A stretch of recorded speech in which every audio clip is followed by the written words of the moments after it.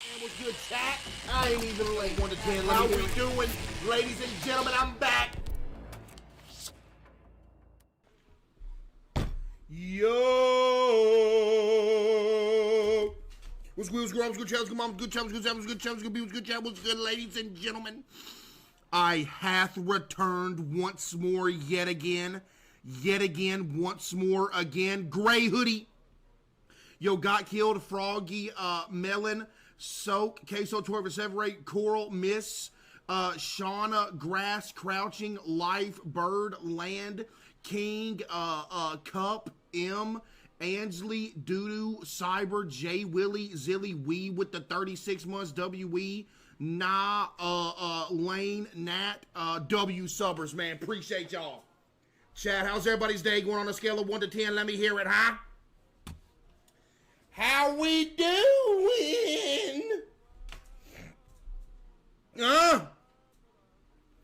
Chad, I think I'm coming down with something, bro. I don't feel good.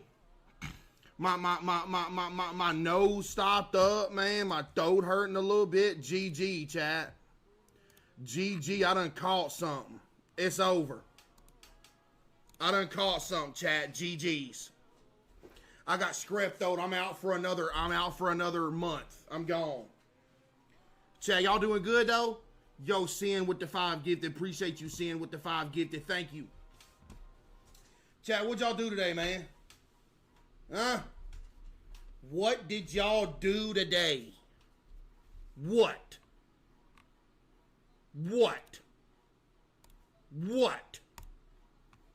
Somebody said they died. You died today? Ain't no way. Boxing? Watch out, chat. We got a tough guy in here.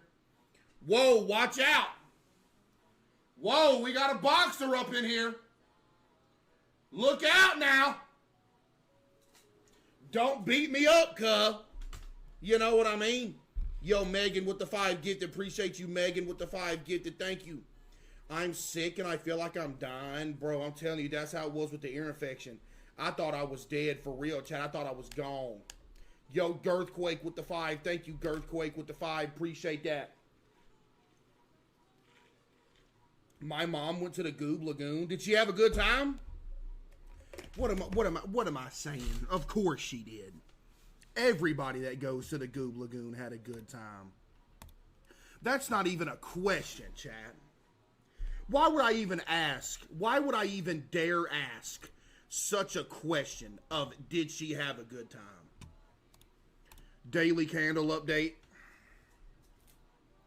We still rocking. We still rocking the smells like a date with CaseOh candle. It's okay. It could be better. It ain't nothing crazy or nothing like that. But it's alright. You know what I mean? It's okay. It's alright. Right? It, like I said, it could. I don't like the candles that smell a little bit too much buttery action. You know what I mean, chat?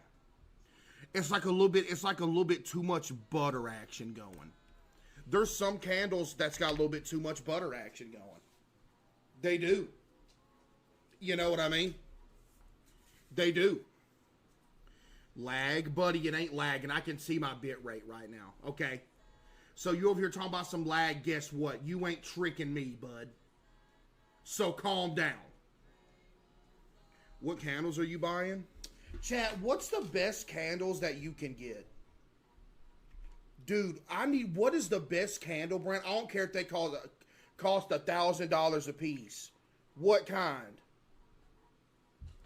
I'm not talking about scent. I'm talking about brand. Yo, hey, with the 5, thank you. Woodwick? Yankee? Everybody's saying Woodwick or Yankee. Hold on, which one y'all talking about? Hold on. Which candle, bro, is better? Woodwick or Yankee? What we talking about up in here? Woodwick or Yankee?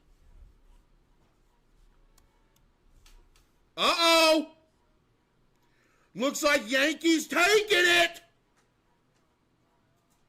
We got some Yankee fans. Let me ask the Magic Conch. Magic Conch, do you agree with this poll? What are you waiting for? No. Do you agree with this poll, Magic Conch? No. Wow, she don't agree with this. So do you think Woodwick candles are better, Magic Conch? Sounds like a lot of hoopla. No! Do you think Woodwick candles are better? Maybe someday. Golly. She don't want to give me a straight answer, chat. She don't.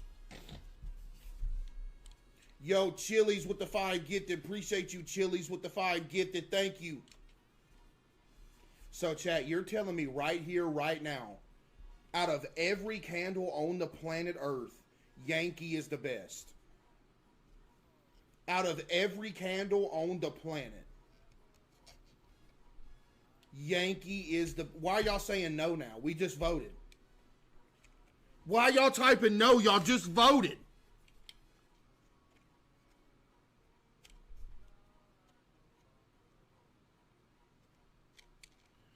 Dior is the best? What is Dior?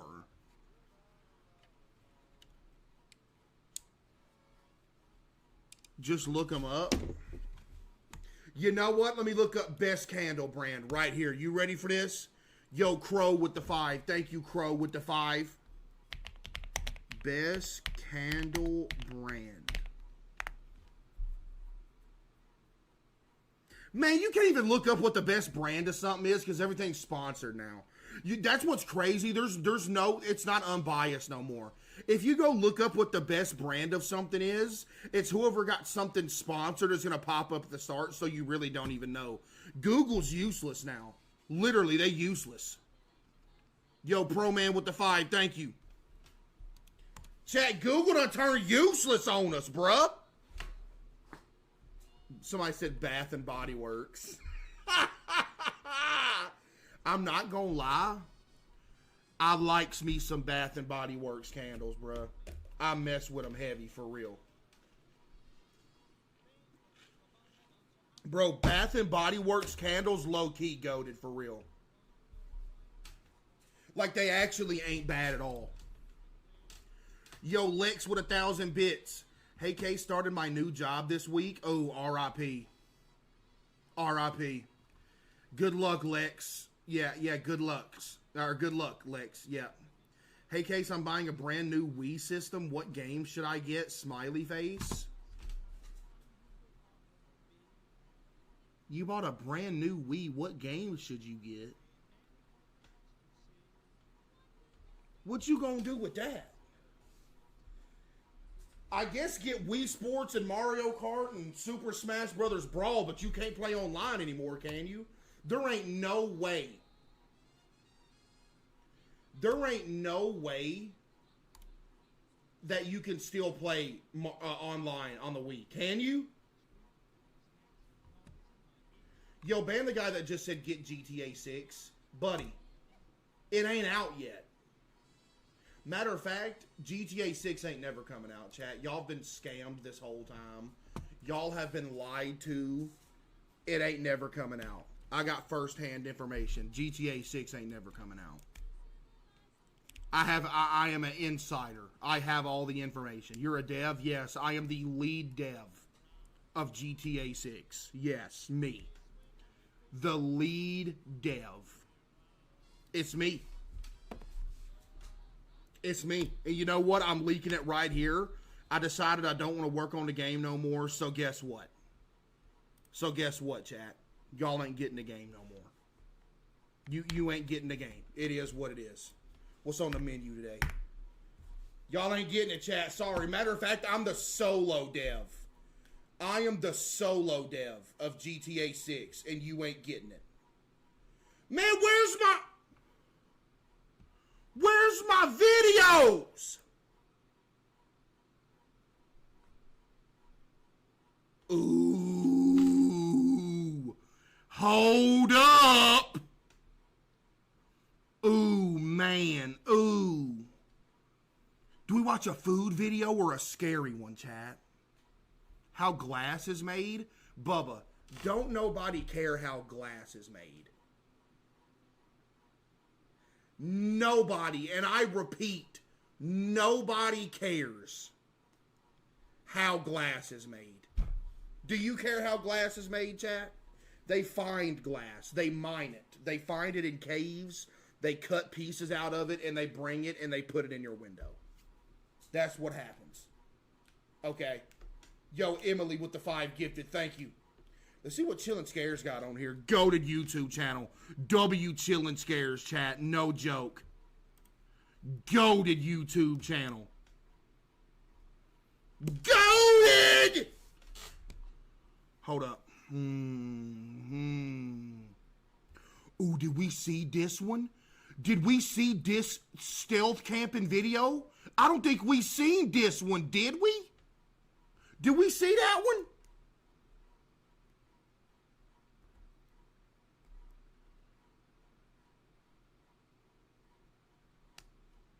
Yes, no. Chat, why do y'all just not give me a straight answer? Huh? Just give me a that is absolutely insane. What is that? Oh my goodness, hold up. Hold up. Dude, I think this one's the play. Serial killers that are still on the loose, they're coming after you, chat. They're coming after you, chat. It's GG.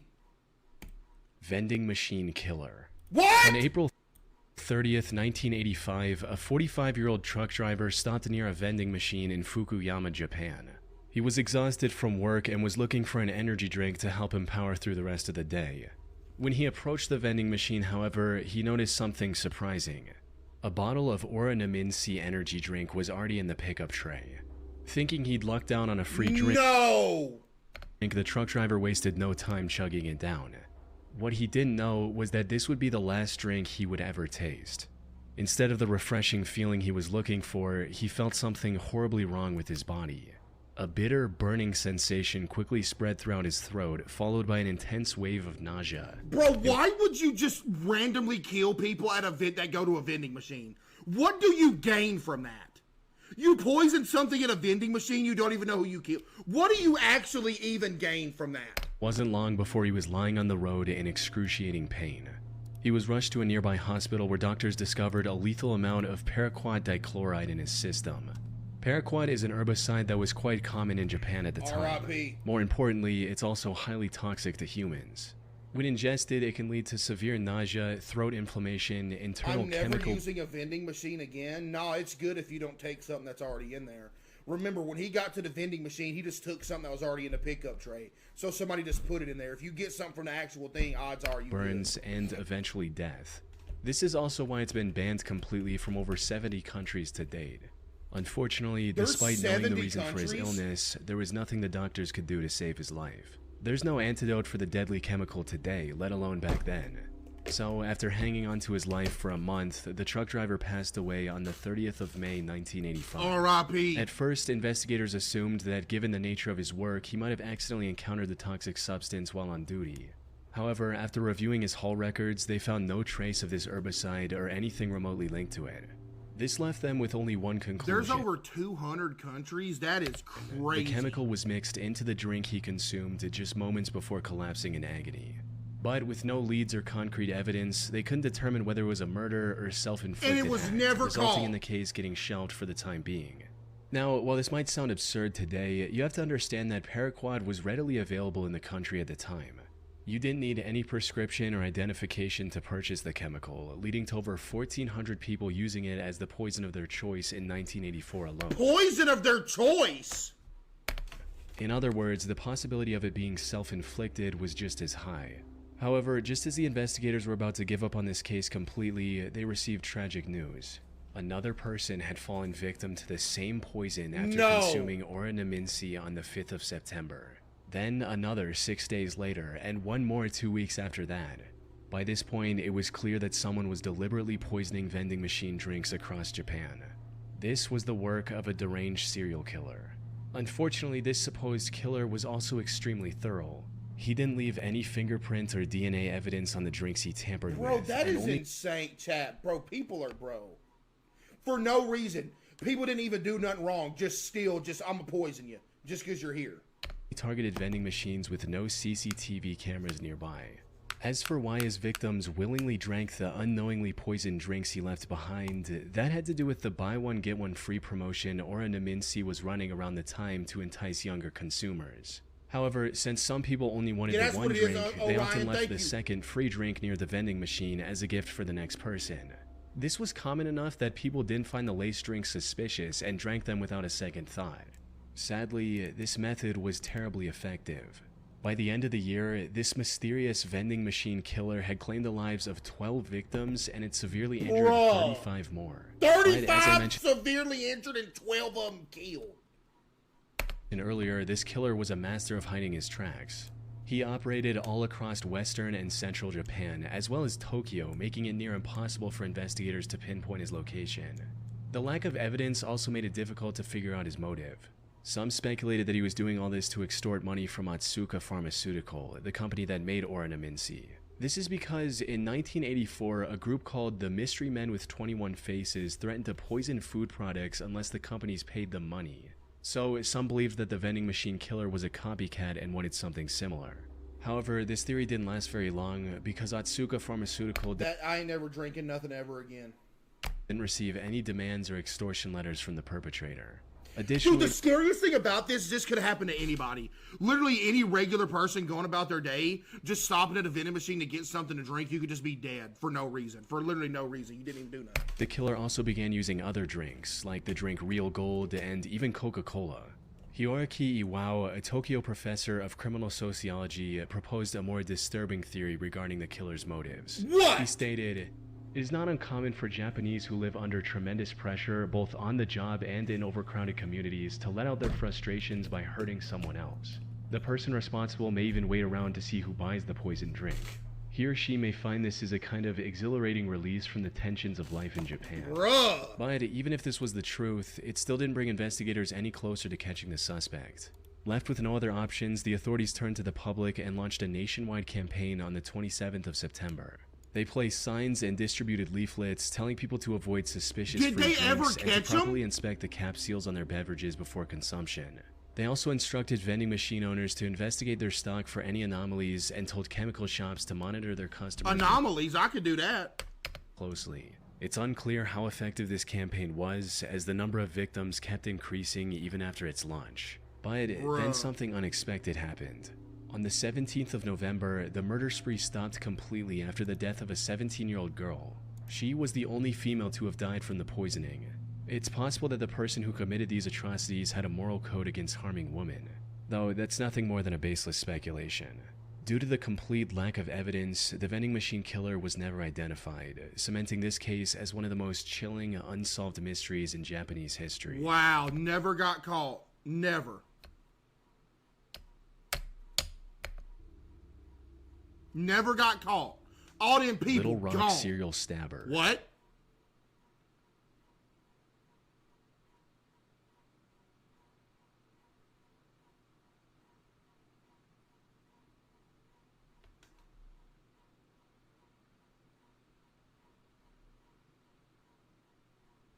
I'm dead, GG. The name of this video was Serial Killer Still on the Loose, and they're talking about Little Rock, Arkansas. GG, I'm cooked. Wait, are you kidding me? I'm shutting the stream off. I don't even know if I should watch this, because what if he's watching and he's like, "You're next"? On April 11, 2021, the Little Rock Police Department received a That's my distress call house! from South Pulaski Street regarding a potential homicide. When they arrived at the scene, they found a middle-aged woman lying on the street with stab wounds all over her body. This woman turned out to be 41-year-old Deborah Walker. She was homeless at the time and was living on the streets when this incident happened. Bro. She was quickly taken to the hospital where medical staff discovered that she had been stabbed at least 15 times. Despite lying on the street, bleeding for what may have been hours, she miraculously survived and managed to regain consciousness the same day.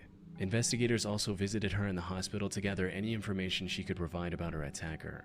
Unfortunately, she was attacked somewhere between 1 and 4 a.m. It was still dark outside, and all that she saw was that her attacker was a tall, African-American male with a slender build. Now, in most other similar cases, such limited information would Lord hardly have mercy on Doc. be enough to generate any leads. But in this instance, the description Deborah provided left the investigators in disbelief. That's because her attacker's profile closely matched the perpetrator of another incident that took place about 8 months earlier in the surrounding area. The victim of that incident was 64-year-old Larry Eugene McChristian. R.I.P. He was living in Little Rock with his daughter Sarah, who was on probation at the time. On the 20th of August 2020, he had a medical emergency and was taken to the hospital in an ambulance. He was discharged from the hospital the next morning. However, when the hospital staff tried to contact Sarah so she could pick him up, she wasn't answering her phone. So they gave Larry the information about a nearby homeless shelter and a bus token to get there. Later that day, Sarah came to the hospital looking for her father, only to learn that he'd been discharged hours ago. She then reached out to the homeless facility Larry was told about, but they didn't know anything about his whereabouts. This dude's still in Arkansas, bro. Either. The only option she had was to file a missing persons report and wait for the police to find Larry. 2 days later, on the 24th of August, Sarah received the call she was waiting for. Tragically, it wasn't the news she had hoped for. According to the official report, the Little Rock Police Department found Larry's body on South Gaines Street at around 2 a.m. No! They identified him by the hospital discharge papers he had on him. More importantly, he had multiple stab wounds on his body and was unfortunately already dead by the time the police arrived. His death was declared a homicide, and the investigators began looking for clues almost immediately. This proved quite impossible at first, since there were no witnesses, and there wasn't anything that could be used as evidence at the crime scene. However, after inspecting the surrounding houses, they had a major breakthrough. The CCTV camera outside a nearby house had captured the suspect walking down the street when suddenly he spots Larry and begins walking towards him. After committing the crime, he tries leaving the area, only to stop, go back, and stab Larry one last time before fleeing. As mentioned earlier, this man matched the profile Deborah gave to the police, leading investigators to believe she was attacked by the same person. While looking into older cases, they also connected the same killer to another murder that happened in the area on September 23, 2020. The victim of this incident was 62-year-old Jeff Welch, another homeless man who was living in an abandoned home. On the morning of that day, Jeff's friend found him on the porch of his house with a stab wound on his neck. I don't understand how you get away with this stuff for so long. How? How was there no evidences, no nothing? By this point, the investigators knew they were dealing with a deranged serial killer. However, just as they uncovered the connection between the three attacks, another tragedy unfolded. On April 12, 2023, a day after the attack on Deborah Walker, another one of his victims was found on the Wright Avenue overpass. Little Rock serial stabber with the 5 gifted. Wow. The only thing in common with these 4 attacks was that they all involved homeless individuals, and they all happened between 1 and 4 a.m. There seemed to be no clear pattern on how the perpetrator selected his targets. This left the Little Rock community terrified to leave There it is. He watches. Homes, fearing they might become the next victim of the serial killer on the loose. After realizing the potential danger of the situation, LRPD began spreading awareness about the man who is now being referred to as the Little Rock Slasher. They also turned to the public Why do they always give people who commit heinous crimes like that cool names? Why are we calling them the Little Rock Slasher? I don't understand. Give them a stupid name. Like the loser with a knife that walks around or something like that. Why do you gotta call them, give them cool names? Chat, think of cool names they gave to serial killers back in the day. What's that one that was never caught, that real famous one that was never caught way back in the day? Jack the Ripper. The Zodiac Killer. You know, the Bay Harbor Butcher. The Night Stalker. I mean, why you gotta give them cool names? Why? They're evil. Any information they could provide on the matter, and even announced a $20,000 reward. We also need your help. If you have seen anything suspicious or have surveillance cameras on your homes or businesses in this area, please contact us at 501. How old is this? He still ain't caught. Unfortunately, despite having CCTV footage of the suspect, the Little Rock Slasher was never caught. The case remains a mystery to this day. That is or crazy. At least that's what the official reports say. While researching this case, I came across an Arkansas-based blog called the Snarky Media Report. The authors of this blog did their own investigation into the slasher case, and what they found was shocking to say the least. What? Put simply, they claim to have found the true identity of the killer after talking to multiple locals and Deborah, who, according to their blog, already knew the identity of her attacker. Then why didn't she? Also uncovered many details about this supposed killer, including his criminal record, which reveals that he has already served 2 prison terms in Arkansas for felony convictions of domestic violence. Also, his history with drug abuse and how it made him very agitated and violent. The authors of this Little blog Rock Slasher with the 5 gifted, okay. also claim to have contacted the alleged killer's previous landlord, who gave them this image of the perpetrator. Which begs the question, if they know so much about the slasher, including his legal name... Yeah, you could just be taking a picture of a random person. Literally. Why didn't they give this info to the police? That's where the case goes from creepy to bizarre, since, according to them, they've already given everything they had to the relevant authorities. Despite this, the Little Rock police didn't make any progression in catching the serial killer.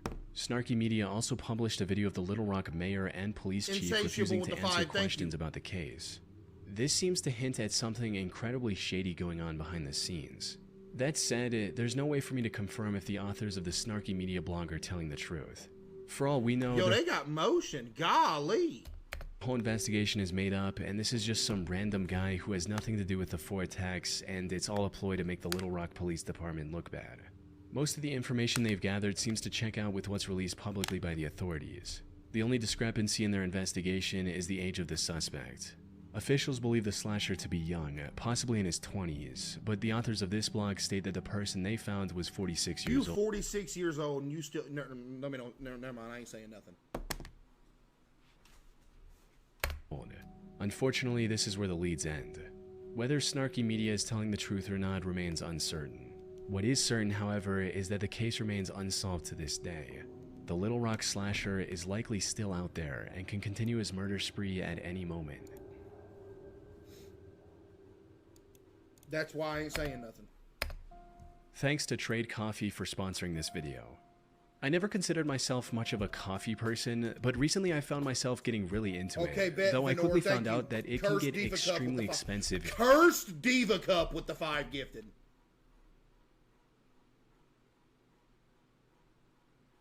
If you want to get the good stuff. I'm talking like somewhere around $8 for a single cup of Chat, coffee. I am not skipping. I told y'all this before and I'm going to say it again. I am not skipping his ad in his video, bro. I'm not. As many of videos as I've watched of his, the least I can do is let the ad play. What do I look like skipping this when I've watched all his videos on stream? What do I look like skipping that ad? At my local shop. I decided to get my own equipment at home, but I still had to buy the actual coffee itself, which sent me down a rabbit hole of trying to find the most quality coffee for an actual fair price. Do you know what a Diva Cup is? Yes, I know what a Diva Cup is. Although, honestly, I didn't even know where to look for this. That's where Trade really helped. They offer a subscription-based, personalized coffee experience that matched me with coffee that best suited my specific preferences. It was super easy to get matched with something I would actually like without much prior coffee know-how. I just made this one I got called Foundation, which was really good. With the weather finally starting to get warmer, I've recently been experimenting with their cold brew coffee. This week I tried the Cold Front blend that was developed especially for cold brew methods, and this one came out nice too. It was really smooth and not too bitter, which I like, and it even had a little bit of sweetness, almost like a nice... Dude, what is this?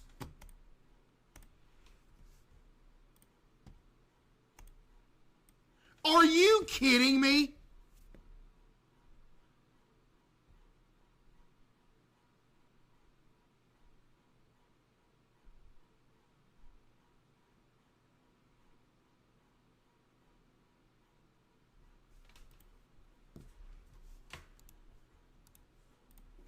Caramel or chocolate taste. They sent me a Hario cold brewer. Those who were saying W viewers are simpletons, no, you just have no respect for anybody else but yourself. I have watched so many of this dude's videos. At any point in time, he could have told me to stop watching, but he hasn't told me to stop watching. The least I can do is watch the ad he puts in a video. Won't you think of anybody else except yourself for once in your life?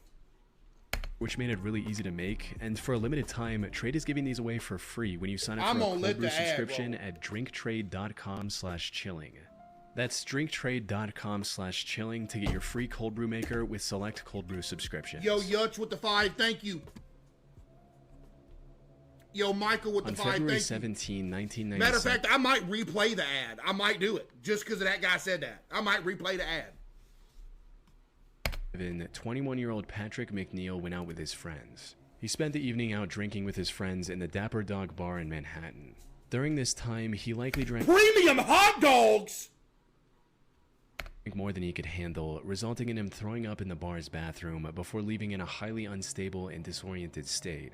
Patrick was then seen turning left onto 90th Street, heading in the direction of the East River.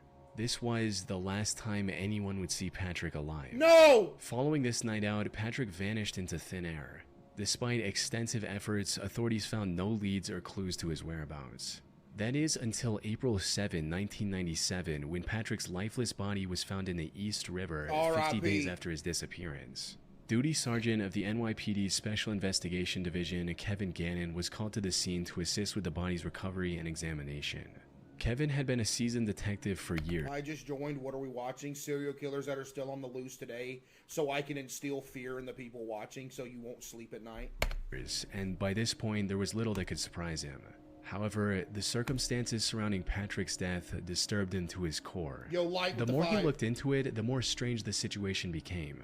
For instance, Kevin noted that Patrick's body wasn't decomposed enough to have been floating in the river for a week, let alone the past 50 days. He also found burn marks on Patrick's body, hinting at the possibility of him being restrained prior to his death. R.I.P. Kevin knew that something wasn't right. Unfortunately, due to the complete lack of evidence pointing to the contrary, Patrick's death was ruled as an accident. Dude, Ted, if you could get away with murders like this, like, imagine how easy it was to get away with murders in, like, the 1850s, like it's a cowboy. Like, you could just be, like you could just be riding down the road on your horse, somebody look at you the wrong way, you just shoot them with a revolver, you dump them in a bush, nobody have any way to ever figure out it was you unless somebody literally seen you. That's crazy. Kevin kept thinking over this feeling for the next year before coming across a case that reinforced his suspicions even further. On February 13, 1998, another body was found in the same stretch of water. This body was later identified as 22-year-old Lawrence R. Andrews, who had gone missing on New Year's Eve after celebrating the event with his friends in Times Square. After getting on the case, it didn't take long for Kevin to notice eerie similarities between the two cases, as both bodies were found within yards of each other. Both of them were also young Caucasian males and were on track to have successful careers. They both disappeared in one of the most crowded cities in the world without any trace as well. Most importantly, Kevin also found similar oddities in both cases, where the bodies were a lot less decomposed than they should have been, and there were burn marks indicating possible restraints before their death. Lawrence's case prompted Kevin to look for other similar cases across the US. He enlisted the help of fellow detective Anthony Duarte and a criminal justice professor, Dr. Lee Gilbertson. Together, they began they drinking Sierra Mist. They about that business. investigating these cases, and soon a chilling pattern began to emerge. In total, they found 45 different instances of young men. My mom's worried I watch you too much. Well, tell your mom to come look at the screen real quick. I got a message for her. Hurry up. I'm going to give you 30 seconds. I'm going to give you 30 seconds. Get your mom to come look at the screen real quick. Began to emerge. In total, they found 45 different instances of young men dying under shockingly similar circumstances as Patrick and Lawrence. Most of them went out for a night of drinking, became more intoxicated than usual, disappeared. All right. To that individual's mom that's worried that they watch me too much, I need you to mind your own business and go watch whatever you want to watch. Go watch Grey's Anatomy or something. Okay? You need to mind your own business. It's okay. All right? Go on somewhere, let them watch whatever they want to watch. Now go watch your little TV shows. Okay? Thank you. Shortly after, and were later found dead in Yo, some Hillsy body with of the water. 5, thank you. Almost all of them were also Caucasian and on track to have a high. I watched that. I watched it too. I watched Grey's Anatomy. It got stupid towards the end. Like the first few seasons are good, but everything else went stupid after that. Not gonna lie. Once a few of the I ain't gonna spoil none, but yeah. Career like engineering after college. They still do. Grey's Anatomy is still rolling. Won't y'all shut that show down, bruh? Stop. Let it go, man. It's over. Most disturbingly, however, they also found graffiti of smiley faces near the bodies of at least a dozen different victims. This led to the 3 investigators creating the smiley face murder theory. What? According to this theory, these 45 and possibly many other deaths from the 1990s to 2010s weren't accidents in the slightest. What? Instead, they were murders committed by a single deranged person or an organized group of serial killers. 45? This is the only logical explanation they could find to justify the many oddities and similarities in these incidents. That said, while this theory makes complete sense to some people, others aren't convinced one bit. Criminal profiler Pat Brown, for instance, called this theory ludicrous. She believes that the idea of connecting smiley faces, one of the most common graffiti symbols, with murders is just absurd. No, it's not! It's not an unusual symbol. If you look in any area 5 miles square, I bet you could find a smiley face. No, you couldn't, but okay. You're wrong. The FBI also completely denied this theory in a statement, reading, "The FBI has reviewed the information about the victims provided by 2 retired police detectives who have dubbed these incidents the smiley face murders and interviewed an individual who provided information to the detectives. To date, we have not developed any evidence to support links between these tragic deaths or any evidence substantiating the theory that these deaths are the work of a serial killer or killers." I leave them in places? Okay, so you're the serial killer then. Yo, Sinala 1999, you're getting reported to the police. You're done. You leave smiley faces all over the place, you're killing people then. It's over.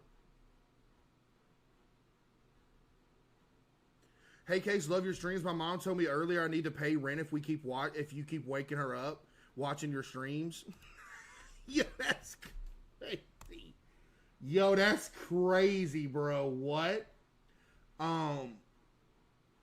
You know, some motivation. I got you right here with some motivation. Everybody knows where the motivation comes from. Look at this. Pick all yourself up. It's a crunchy world out there. I'll give you another one. You are capable of achieving more than you can imagine. There you go. Can't beat it. Yo, Dane with 5,000 bits as well. W Dane with the 5,000 bits as well. I appreciate that, Dane. Seriously, thank you, Dane, for the kind words. W Dane, chat for real, a.k.a. Jesse. Thank you, Jesse. Appreciate that. Dane, a.k.a. Jesse. Are you the real Jesse? The vast majority of these instances appear to be Lag? What's going on? alcohol-related drownings. However, despite these setbacks, the 3 What's happening? Hello? No way I got the chipmunk action again. No, bro. Hello?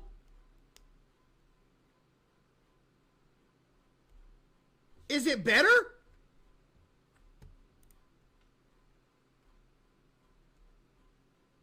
Clip it. Am I good?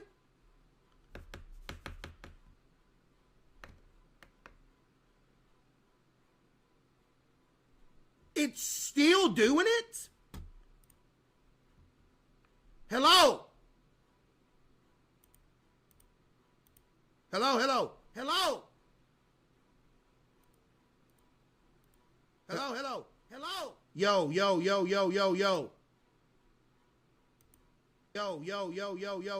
No, we back. We back. Chipmunk action.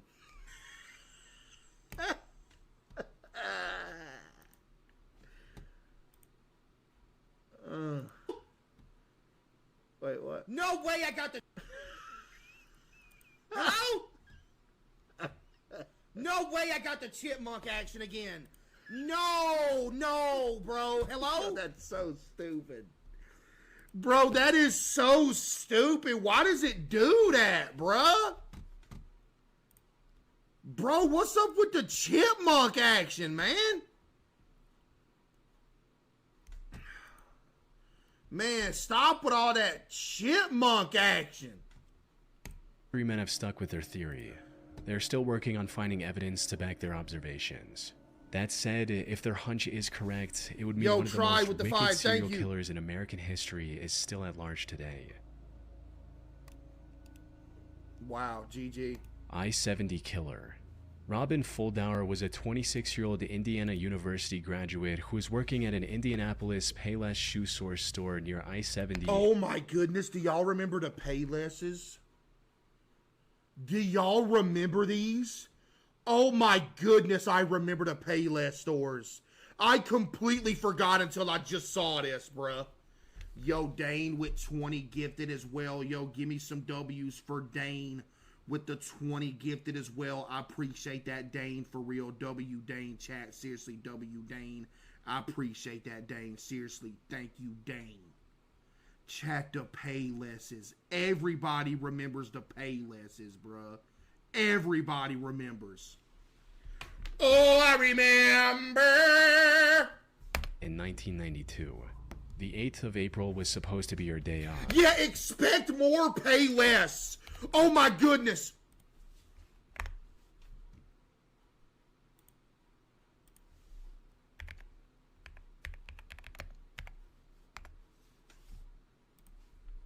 Y'all remember the commercial?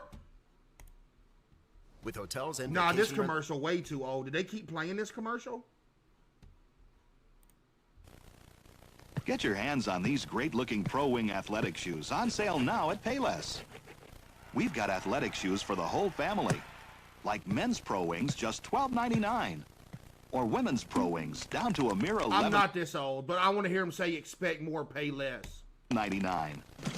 And kids' Pro Wing athletic shoes are as low as $9.99. Say it! So get on over to Payless now, because there's a great sale afoot.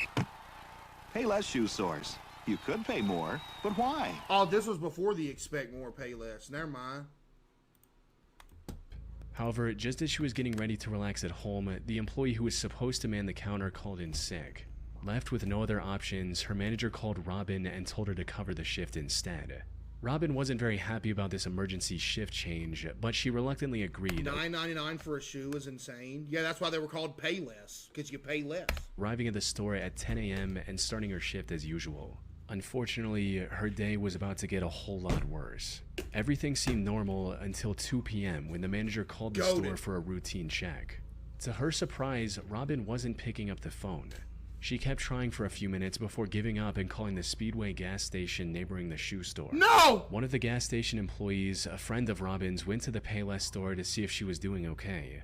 However, what she found inside left her confused. The store was in slight disarray and some of the shoes were missing from the shelves. The cash register was also open and there was no money in it.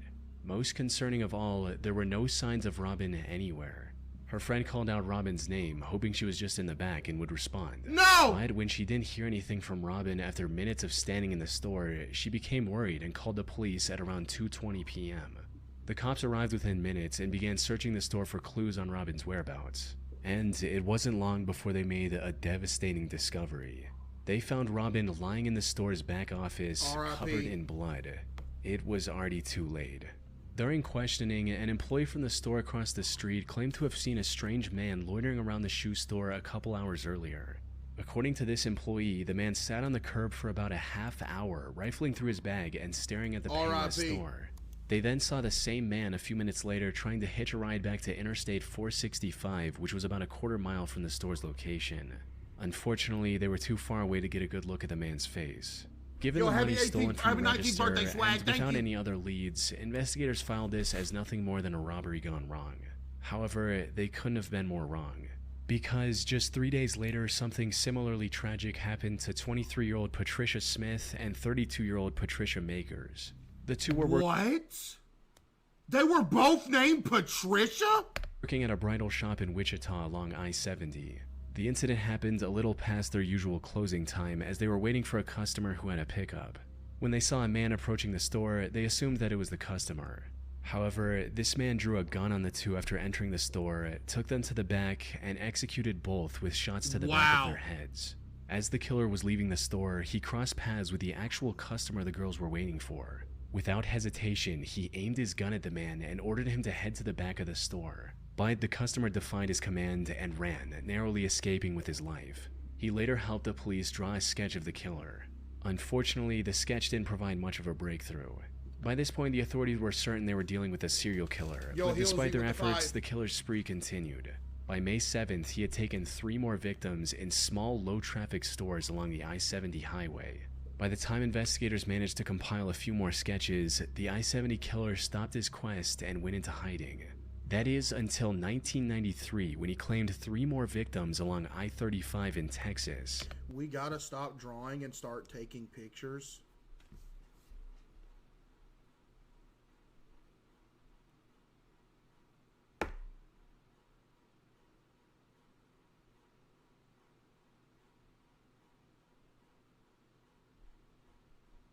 I'm not even gonna say nothing. I just can't. I can't muster a response.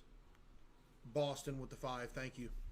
He tried to hide his identity by changing his weapon, but the investigators were quick to notice the similarities. One of his victims, Vicky Webb, also managed to miraculously survive after getting shot in the neck. If he were ever caught, Vicky's testimony would have been crucial in bringing him to justice. Though, the I-70 killer was never found, and the case went cold for nearly 3 decades. However, then in 3 decades! 2021, investigators released CCTV footage of a murder. However, then in 2021, investigators released CCTV footage of a murder that happened in 2001. Why did it take him 20 years to drop it? The suspect in this footage looks strikingly similar to the I-70 killer sketches, potentially giving authorities the lead they need to finally catch him. It's likely only a matter of time before he runs out of places to hide and is captured. But for now, he's still out there, evading police and leaving the case unresolved. We can only hope he doesn't take any more victims in the meantime.